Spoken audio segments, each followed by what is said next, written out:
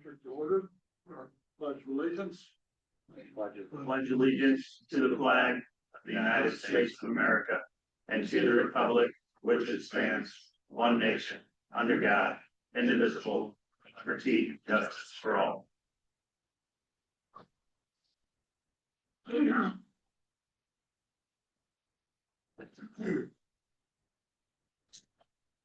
Entertain a motion to adopt the agenda as presented.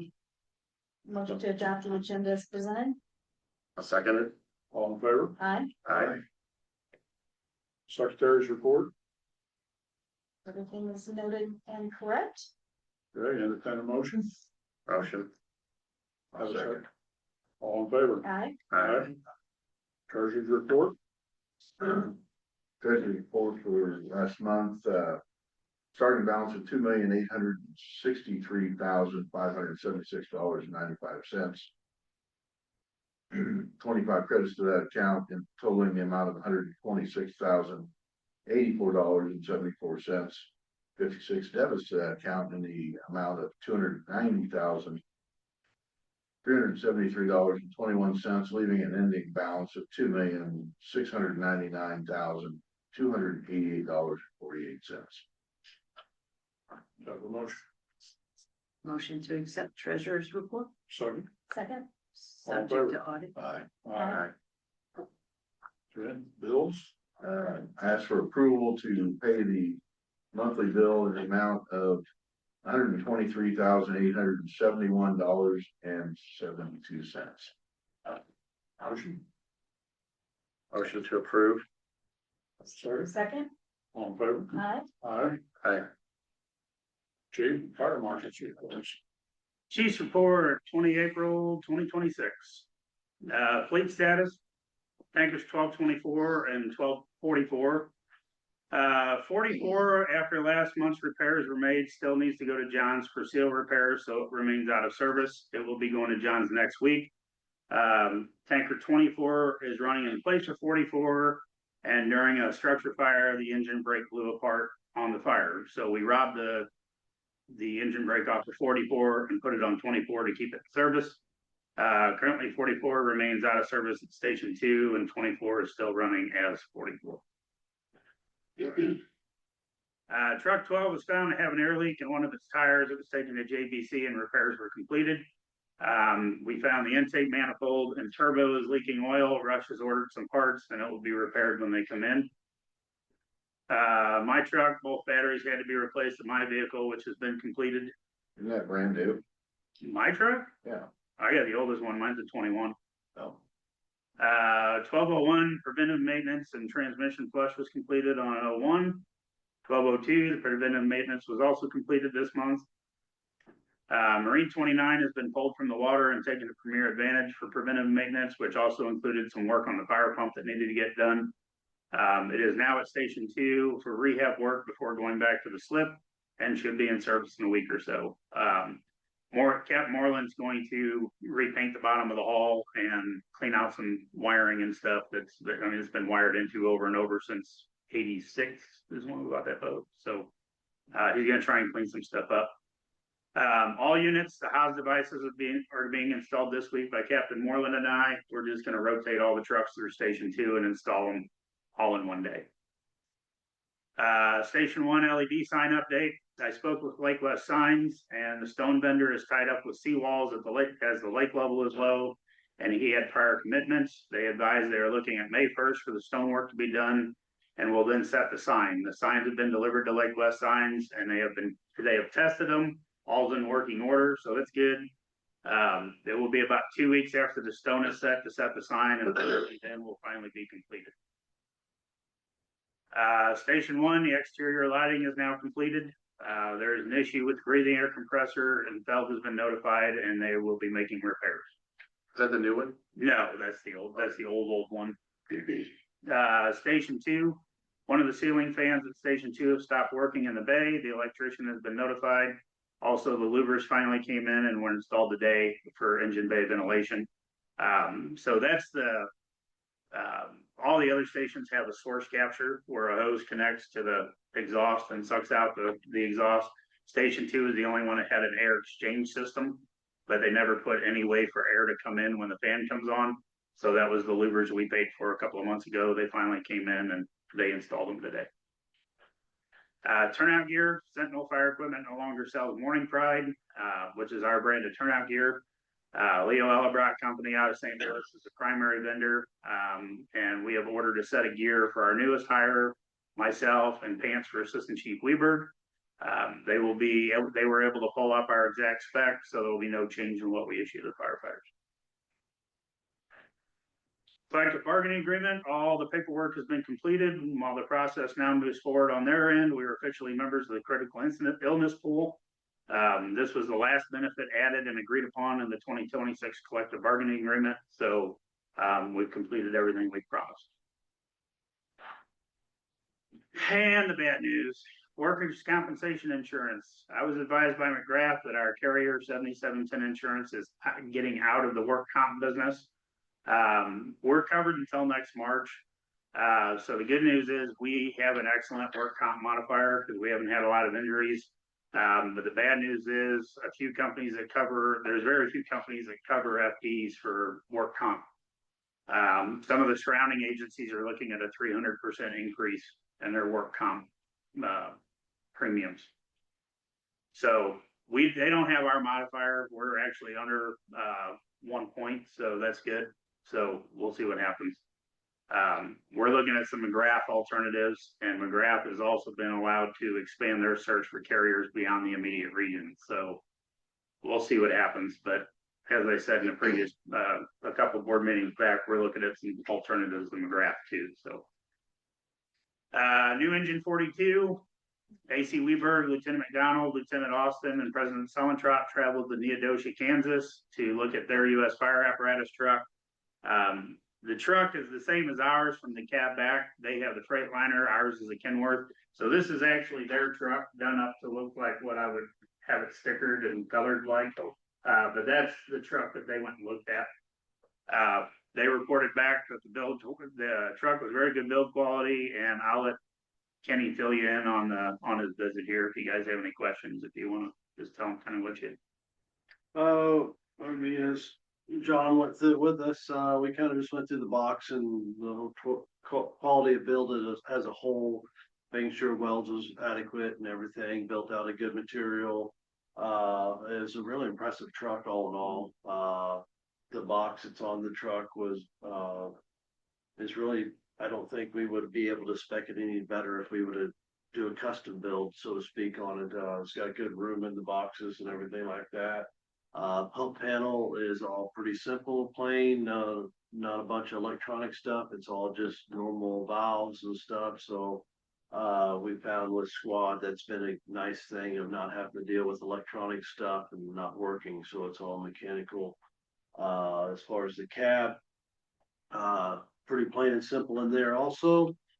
Center console with everything as far as the fire department outfitting of it was all done in the console. So they're not tearing the truck all apart and trying to put it all back together again to outfit them as a fire truck. So all in all, the build quality is very, very good. We was all very impressed. All of us that went up there was very happy with the quality of truck.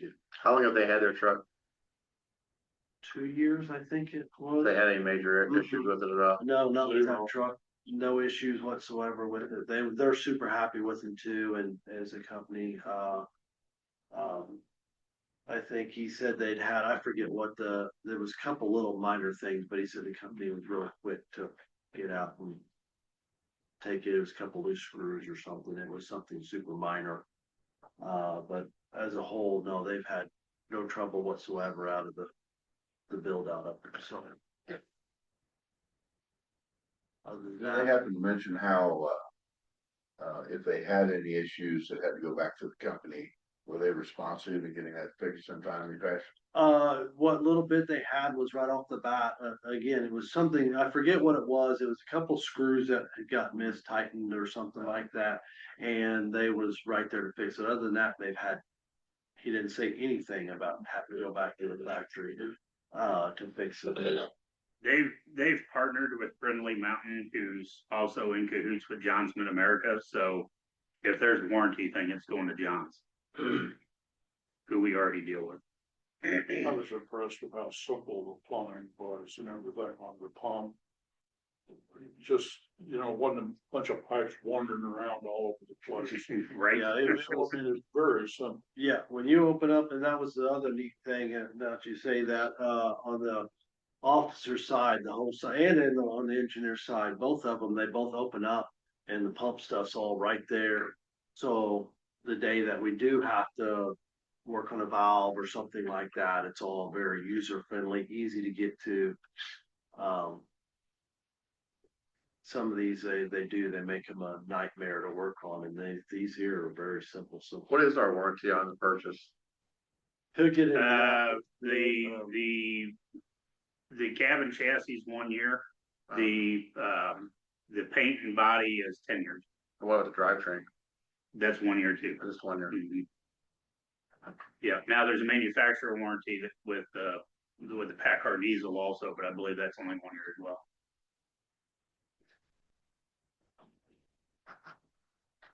Okay. Chief Weberg and I met with Mike Doran, who's the plant manager, over a Zoom meeting. He put together a pricing package. I say a pricing package. He put together a build package. I put it in your board packets. There's not a lot of pricing on it, which apparently doesn't come until after we sit down and do the official build if we approve the purchase. So I have way more to talk about with that in the agenda item. So I also included the build. Oh, I did that. We will not have drawings of the actual truck until the final build meeting also, if the purchase is approved. So again, I placed it on the agenda tonight for approval. Dispatching and communications. I put on here, we've had some issues that's to say the least, and that's part of our closed session tonight. So I'm addressing these issues with their management. Because of these issues, though, I'm working with the other fire districts that are dispatched by Camden County to come up with some resolutions that the chiefs are going to get together and say this is how it's going to be. So I'll leave it at that. Code enforcement. Village of Sunrise Beach is moving forward with adopting new codes and creating code enforcement division. There's no definite time frame to begin enforcement operations. They've already started in one shape or form, but nothing's official. We'll continue to monitor the situation. I'm not going to do anything with stopping inspections until I get official notice from them. Because there's a monstrous gray area with the city right now, and I don't want to get hung up in that. So we're going to continue as is until they say we're doing it, and then we're out of the inspection business in the Village of Sunrise Beach on residential 1 and 2 family. Anything 3 or more or commercial, we still very much have a say and a permit to get off of that. So it doesn't really impact us much. It doesn't impact us as much. I mean, but honestly, Emily pulled the builds last year, and I think we had 10 at the most. Actually, it was like for 3 years, wasn't it? Yeah. Yeah. So over the last 3 years, we've had 10 new homes in the village. So it's mainly docks. So, and they get those too. So mutual aid agreement. The mutual aid agreement committee has met. The agreement that was drafted a couple of years ago remains wholly unchanged. Those of us on the committee, when we sat down, we all met here, and I had sent out the last draft I wrote, and all of them were like, yeah, nothing's changing. So the only thing we have questions about is there's some information from Moswin we need to get. We're adding to this agreement. So, and then we'll take it to the Chiefs Association for adoption. So that the changes that we had put in the last draft that are going to go in this draft is run cards for all agencies. If you don't know what a run card is, basically we have a spreadsheet, an Excel workbook, and every page in there is a different card. And based on the location of the call, this is what trucks go to that location. This agreement will say closest equipment for everything. So if it's Squad 12 and 921 are the closest from Mid-County, then that's who's going to the call. It's not going to be waiting for truck 12 to run all the way across the district to get their closest equipment, which there's some people aren't going to be happy about that, but I already filled up our run cards, in December of 24 and wrote them up with the changes and just said, somebody can yell at me, but we're gonna run it like this. And I haven't had any complaints yet, so. And we're gonna be doing a lot more auto response instead of move ups, which doesn't really affect us either because we already do that. But instead of having a truck physically drive to another district to cover, because we're all so close in some areas, we just do auto response where we either stay in our local or we move closer to their district. We don't leave our district to cover them also, is what an auto response is. And then one of the things that I put in there that everybody seemed to like is, especially in the summertime when or the fall and spring when we have a lot of brush fires, there's a lot of times we get almost every resource in the area is tapped. So we designated 4 engine houses that when we get to a certain point in resources, we send move ups to those 4 engine houses that will cover the entire lake. So we'll see how it goes, but it looks like we're not really changing the agreement at all. Training, rope rescue technician class was completed this month with 3 more of our firefighters being certified as technicians. Mutual aid live fire training will be conducted throughout the month of April. The first burns were completed last week. Grabois, Lake Ozark, Mid County, and Northwest all participated. The Firefighter 1 and 2 Academy also completed their burns and testing for certification. Almost the entire class completed practical successfully, but they ran into an issue with the written test, so they're fixing that. This month we also had active shooter training that Chief Odenwald attended last week at Osage Beach, and this week we're doing marine firefighting. And last week we also did electric vehicles, so we've had a lot of grant class stuff going on this month. Good and welfare, we had a resident deliver some cookies to Station 3 crew as a thank you for how they handled an automatic alarm at her residence in my subdivision. And to my knowledge, they never sell those cookies. So the crew that actually ran the call. We also received thanks for Grabois for our roles in recent fires and that they had in the school bus accident that occurred on the 14th. And then Dustin called me again yesterday to thank us. They actually had a tornado touchdown in Grabois Mills. It was confirmed as an E1. But the crazy thing about that was they were working a fire right where it touched down. So they actually took refuge inside a burning building to keep from getting hit by a tornado. So after it was all said and done, we deployed 1299 to Grabois Station 1, and they used that to coordinate their efforts.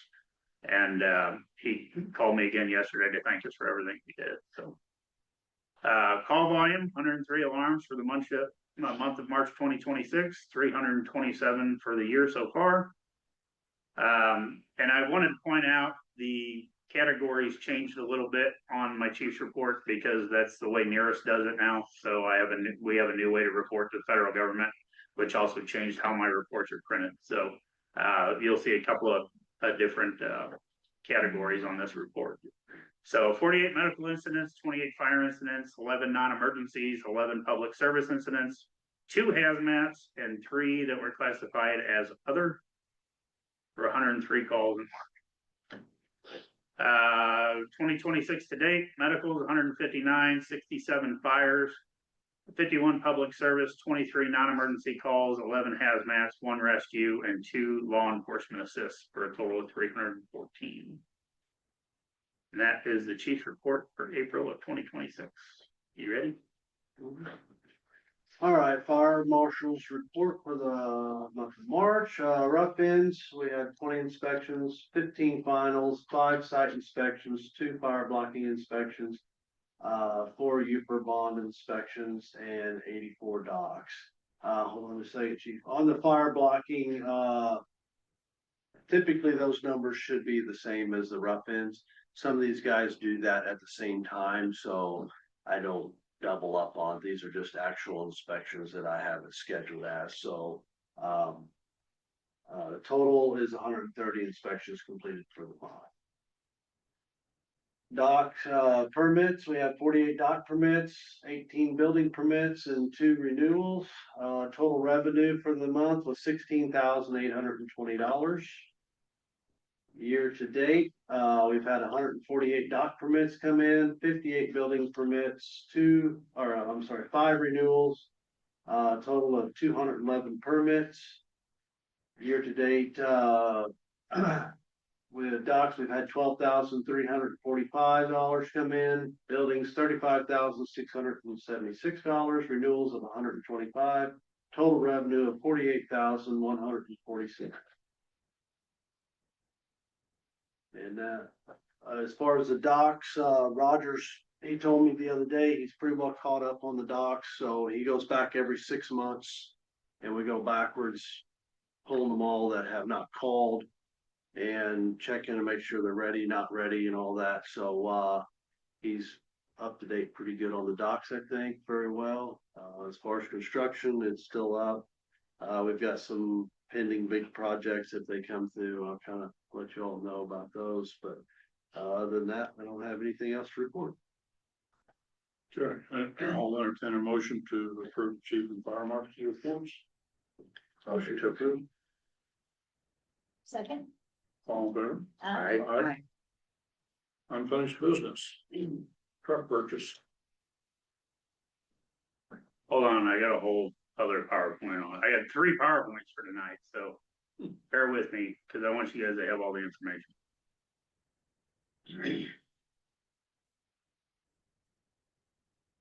Okay, so as stated in the chief's report, Chief Weaver, McDonald, Lieutenant McDonald, Lieutenant Austin, and President Stonetrop went to Neodokia. The truck would be the same as ours, the cab back.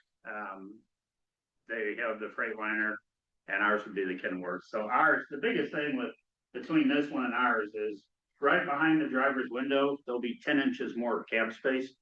And that's because that's the only cab that has an SCBA seat. So we have to get the Kenworth.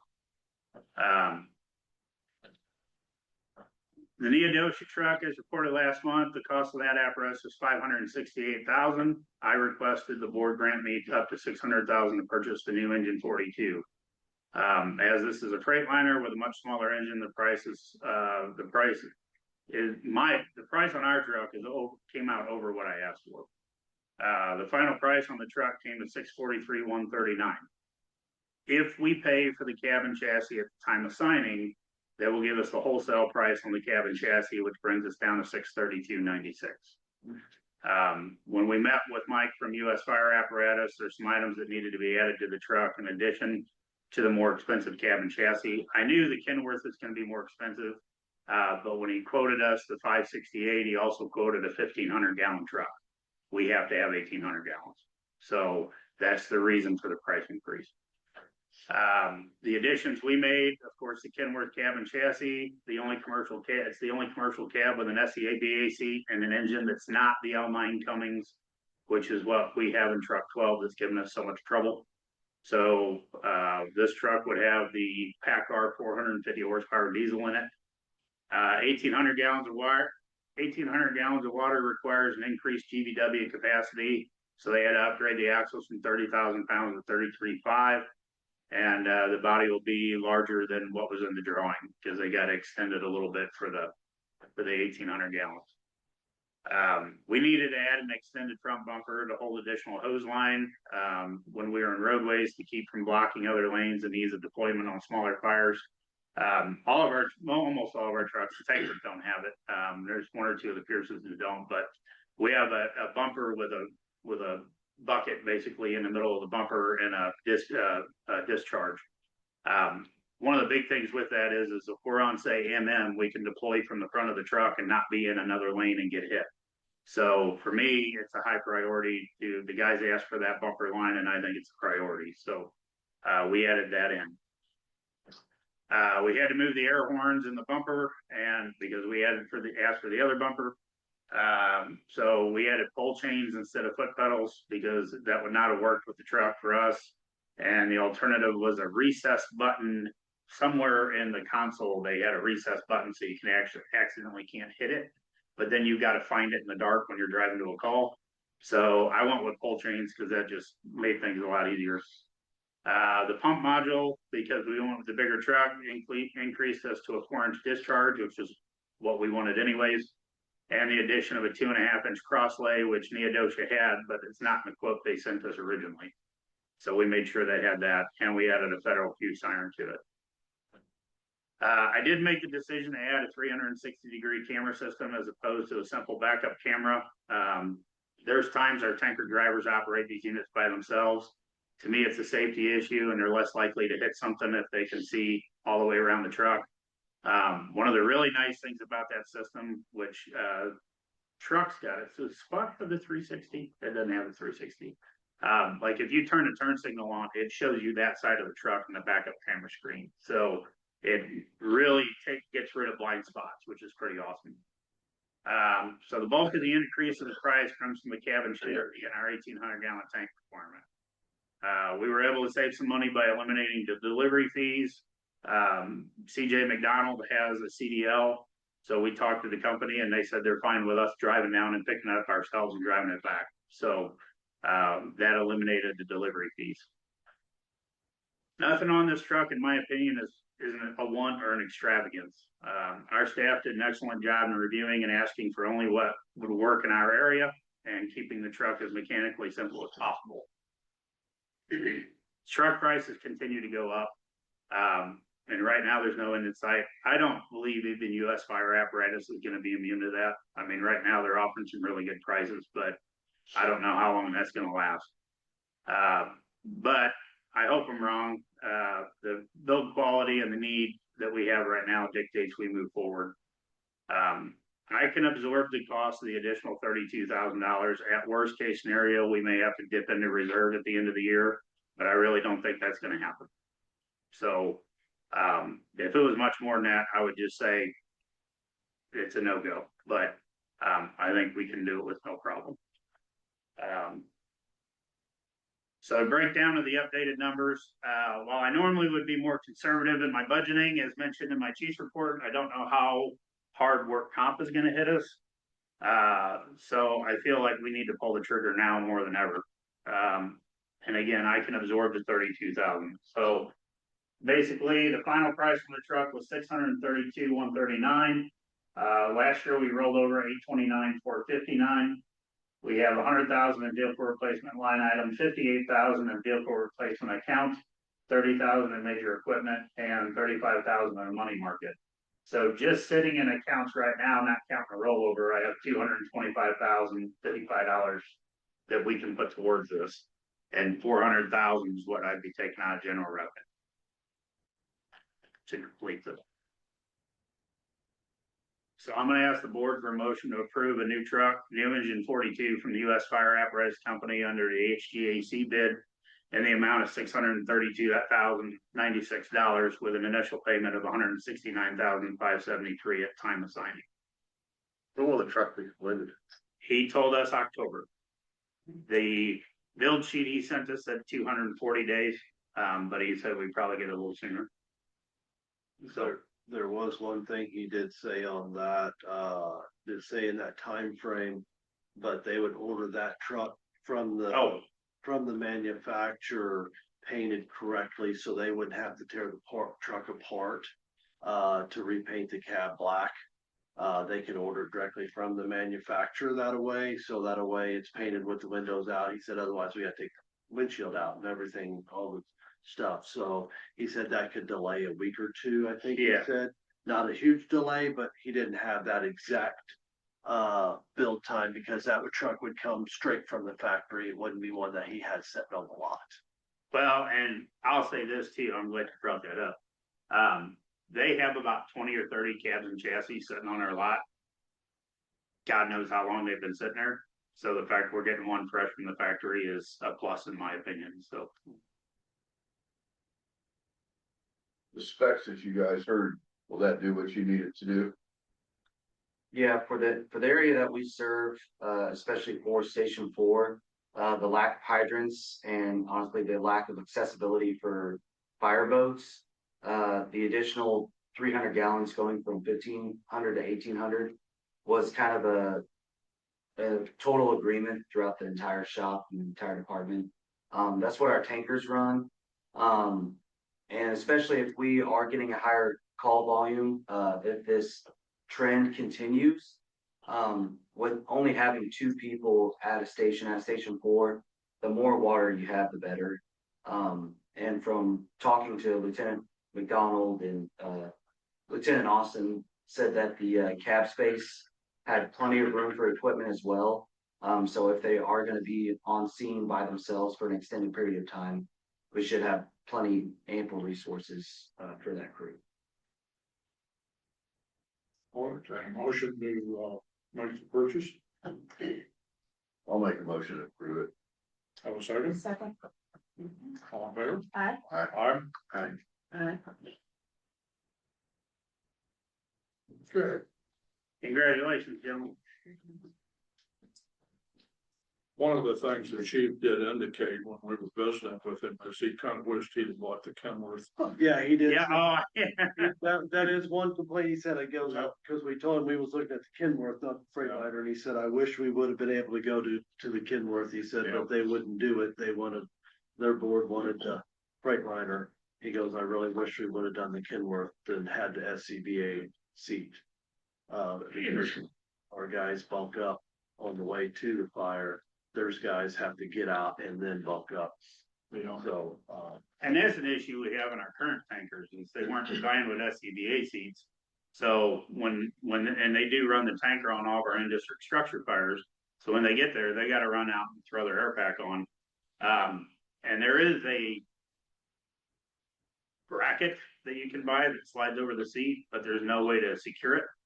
So if you have an accident, it just becomes a giant missile. So I opted not to buy those. We'll just get the truck that has it. So, moving on to new business, we need to adjourn this meeting, sign die, and, with that, I'll entertain a motion to do so. Motion to sign die, board. Have a second? Second.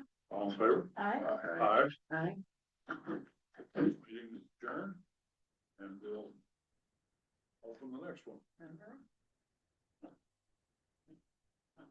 With that, it'll be the swearing in of the new members, the newly elected members. I'll start with Denise. Here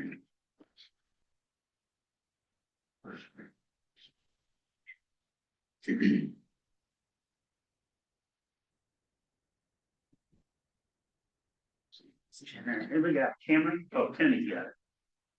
Okay, you ready? Go. You ready? I, Denise Dill, I, Denise Still, do solemnly swear and affirm do solemnly swear and affirm that I will support and defend that I will support and defend the Constitution of the United States of America the Constitution of the United States of America and the Constitution of the State of Missouri, and the Constitution of the State of Missouri, and that I will faithfully and I will faithfully conduct myself in the position conduct myself in the position of Director of Director of the Sunrise Beach Fire Protection District, of the Sunrise Beach Fire Protection District, and that I will discharge my duties and I will discharge my duties to the best of my ability to the best of my abilities with fidelity, with fidelity, for which I was sworn for which I was sworn on the 20th day on the 20th day of April 2026. of April 2026. So help me God. So help me. Thank you.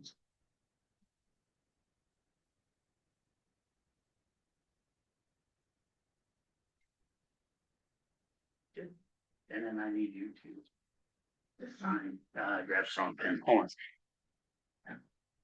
on. This pen doesn't run. Oh, okay. This one I need to sign for Dade County. Oh.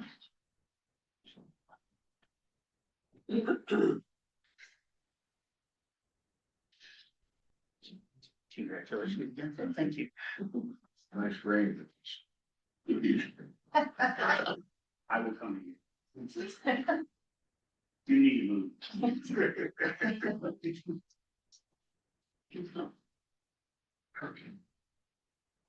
Right hand. I, Lori Prater, I, Rick Ritter, do solemnly swear do solemnly swear and affirm that I will support and defend that I will support and defend the Constitution of the United States of America the Constitution of the United States of America and the Constitution of the State of Missouri, and the Constitution of the United States. the State of Missouri, and that I will faithfully conduct myself and that I will faithfully conduct myself in the position of Director in the position of Director of the Sunrise Beach Fire Protection District. at Sunrise Beach Fire Protection District, And I will discharge my duties and I will discharge my duties to the best of my abilities to the best of my abilities with fidelity, with fidelity, for which I was sworn for which I was sworn on the 20th day on the 20th day of April 2026. of April 2026. So help me God. So help me God.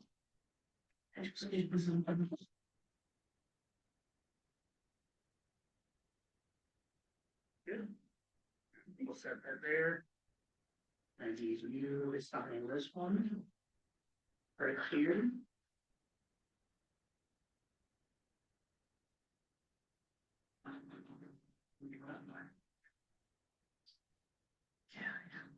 Six more years. Sucker.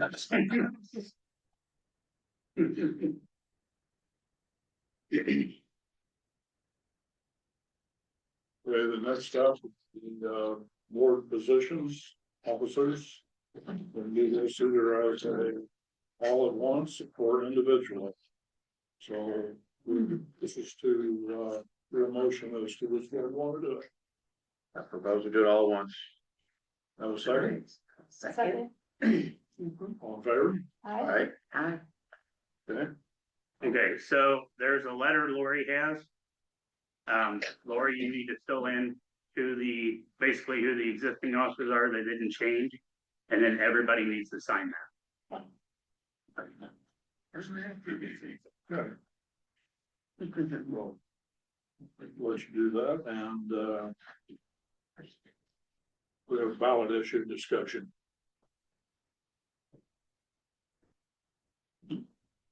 Okay. I wrote a lot of this down because one, I wanted you guys to see how some of this works, and two, so I remembered all my points, so bear with me. If you don't know how our budget is calculated, we get an assessment every year from Camden and Morgan County. Those assessments are combined, and then I do my calculations. So as an example, last year, Camden County's total assessment for Sunrise Beach Fire District was $453,804,585. If you divide that by 100, because we collect on per $100 of assessment, per $100 of evaluation, that brings that down to $4,538,045.85. And then you multiply that by what our tax rate is. So our tax rate going into this year was 0.7853. And then what I do, and again, this is just the Morgan, the Camden side. I don't have Morgan's. I was just using this as an example. Our average collection in Camden County is 98 cents or 98%. So when I do my calculations for the budget, I budget at 98. I do not budget at 100. Okay. By law, we can budget up to 150% because they say you can get back taxes. But I will not do that ever. So, hence the rollover we had last year. So, but to keep everything safe and straight, I budget at 98% for Camden County and usually about 94% for Morgan. So, but then that comes out to $3,492,452.85. That was again just the Camden County side, but to give you an example. And then I would add the fees and the rental fees we get and the fire marshal fees and all that.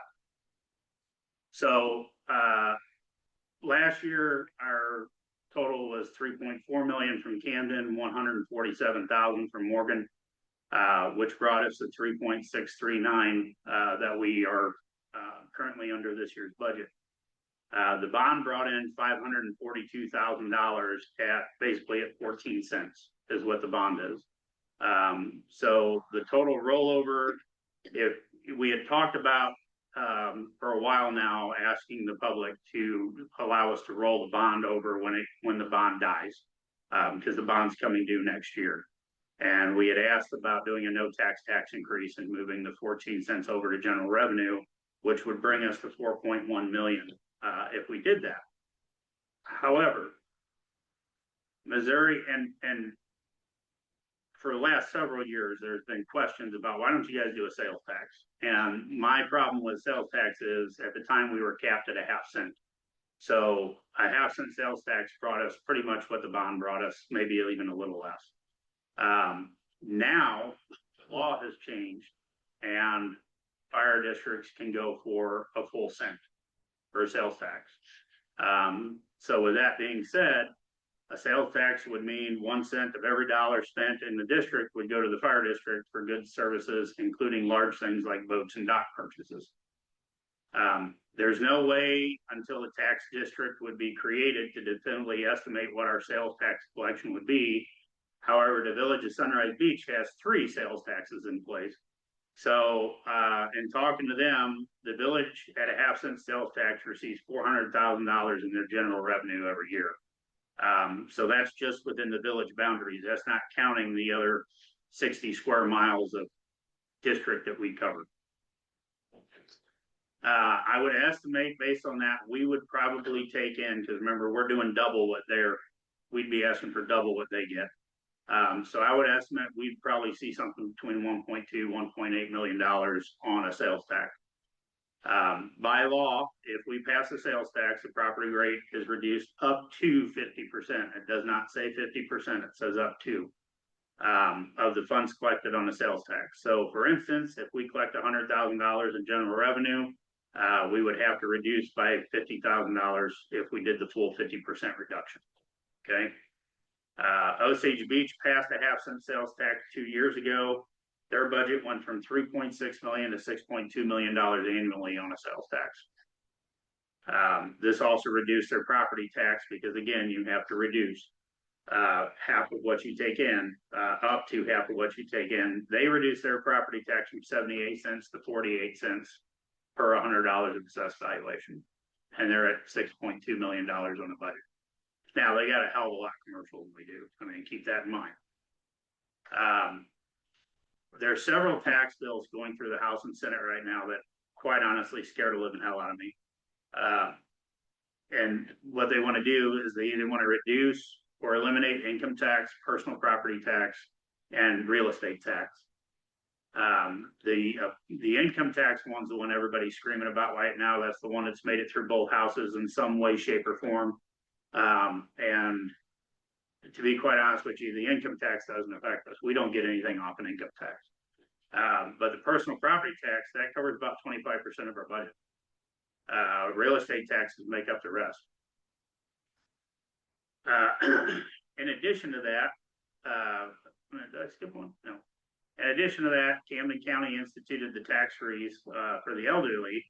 And at this point, it's still not clear on how it should be enforced across the state. There's all sorts of questions and legal actions, and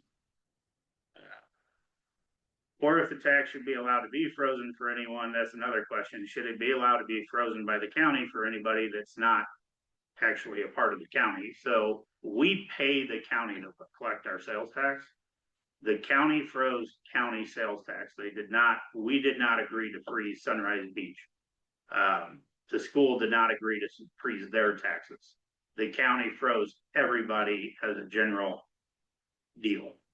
And there's a lot of question on legality on that because some say it's unconstitutional.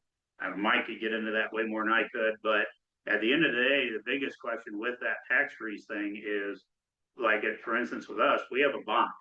And depending on how much is collected from year to year, that's the only tax we're allowed to raise and lower without public approval because they've already approved paying off that loan.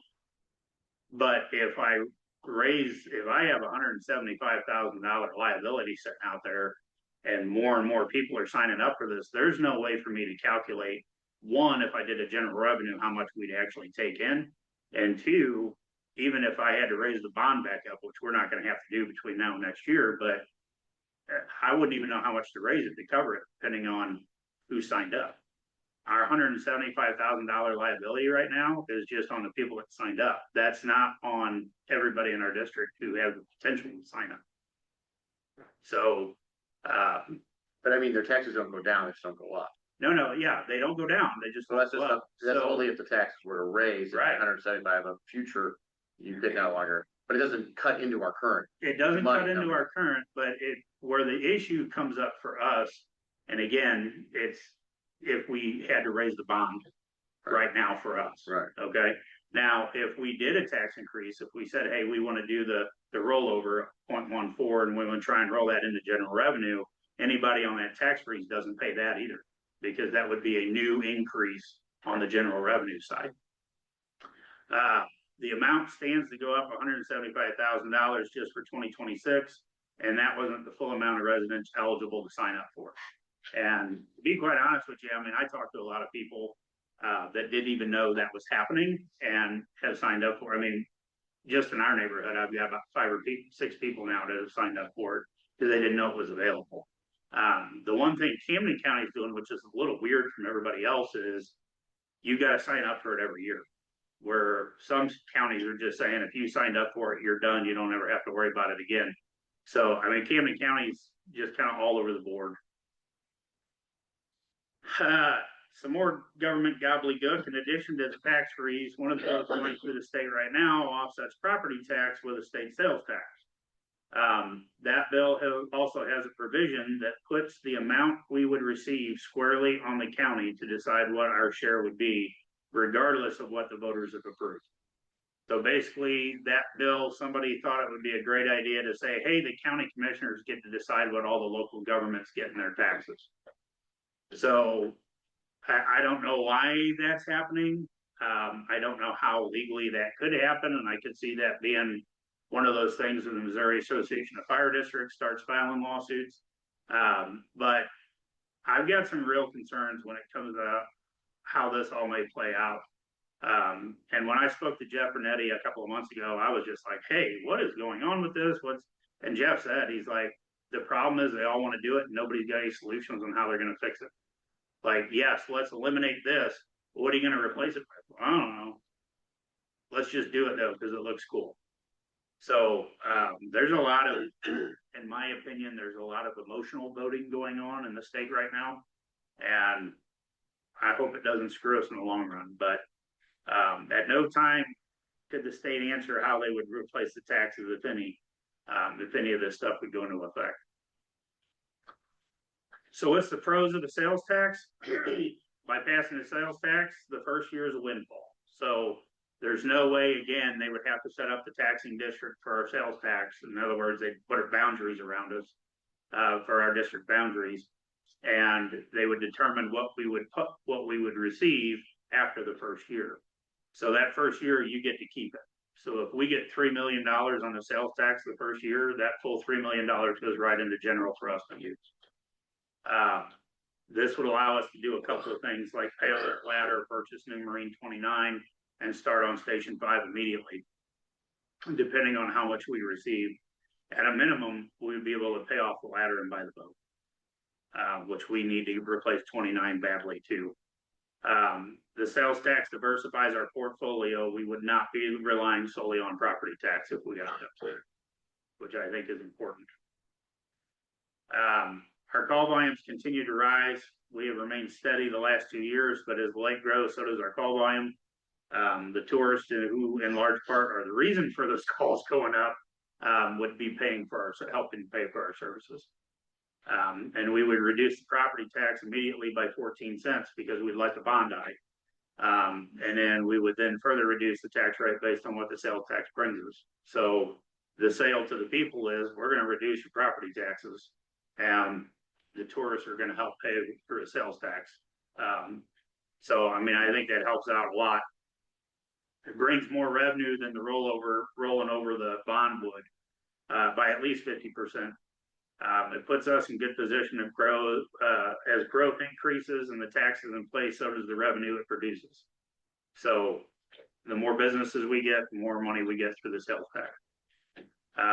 Also, the Hancock Amendment does not affect the sales tax. So there will be no rollback from Hancock, and this would also reduce the potential for future rollbacks on the property tax we would still have. Does that make sense? So You said it doesn't affect sales tax, but it says it doesn't affect property tax. Yeah, you wrote property tax up there. No, Hancock Amendment does not, Hancock Amendment does not affect property tax. There will be no rollback. This would also reduce the potential for rollbacks on the property side as well. Because the whole point of the Hancock Amendment was we did not get a windfall if we had growth. So they have a formula, and based on that formula, they tell us if we have to roll back. Well, if we're not collecting the full boat of taxes we potentially could, we have less of a chance of getting thrown on a rollback on the general revenues or on the property tax side. And in this age, and as I say, the age of taxation, I think reducing the property taxes and our visitors sharing the cost was a much easier sell to our residents than trying to get another 14 cents out of them. So, Does it need to be 1% or can we start with less or, you can start with less, but we're not gonna get as much as we would from the rollover then, potentially. And I mean, if we can go for 1%, I don't know that we would ever have to go for anything again. Don't quote me on that. Right. But I think we position ourselves in a very nice spot, and Osage Beach reduced their sales tax, their property tax by almost 50%. That's a huge savings for the residents. And that's very easily something we could do too, depending on how much we get on this. So. And they doubled their money coming in. They doubled their money coming in. So in summary, the sales tax brings us more revenue, allows a year to do some great things with the first collection. It's easier to pallet, in my opinion, for our residents than a property tax, and it will serve to reduce property taxes overall. It positions us for future growth. It insulates us from some of the stuff going on and the tax code changes at the state level, and it will position us to hire additional firefighters. So I'm asking the board to approve me moving forward with the place ballot measure on the November ballot for a property tax of 1 cent or a sales tax of 1 cent. Do I have a motion?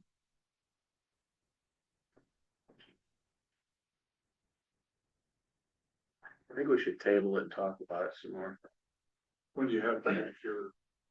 I have to have it filed by July. Okay. Yeah, we'll make a motion, let's push it back a month. I make a motion to table this proposal till May meeting. Have a second? Second. All in favor? Aye. Aye. Okay. Do we have any public comment? What, on the sales tax, what items does that include? That's where it's gonna be tricky for residents. All goods and services that are not, basically anything that's exempt from sales tax already would not be taxed, but anything at the bars, anything at the restaurant, grocery stores, gas stations, somebody buys $1 million boat and get 10 grand off that. I mean, it's everything that is sold within our That folks bought within the district In Camden from a County. business in the district. and the Morgan County. Or in Morgan County. A little bit of Morgan that we have, yeah. It'd be just Sunrise Beach. That's the fire. Oh, it's just Sunrise Beach. So if you're outside of Sunrise Beach, it's not gonna affect you at all. Yeah, I mean, if you're in Well, Morgan. it depends on your not address. Morgan, Right. Gravois or something. But I mean, if you're in southern part of Camden, then it's just. Yeah, no. Okay. Well, I shouldn't say that either because Sellers Road's considered Camdenton, so. If you're reducing personal property tax in exchange for the sales tax, in the sense of what you're doing, but also raising more money with the sales tax. Right. I mean, And I'm all for And I did forget to mention this, but if you have a bad year in sales tax, you are allowed to raise your property tax back up without a vote. Because you have to maintain the level you started with.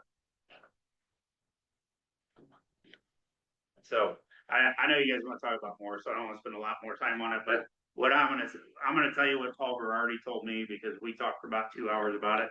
Paul said, Joe, I didn't know how we were gonna go with this. And he said at the end of it, he goes, after dealing with it all, it's a win-win for a fire district. And he goes, and it's a win for our residents. And I was like, makes sense. So.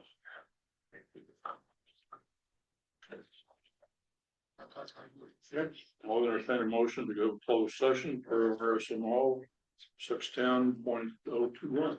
Motion to go into closed session. Second. The, roll call vote. Aye. Aye. Sorry, motion passed, Yeah, correct? but Need I- to do- yeah. Go on, Motion to, but you're not ready? you gotta move the meeting. You're I not, know, we're gonna open it back up Okay. first, yeah. Motion to reopen meeting. Have a second. Second. All in favor? Aye. Aye.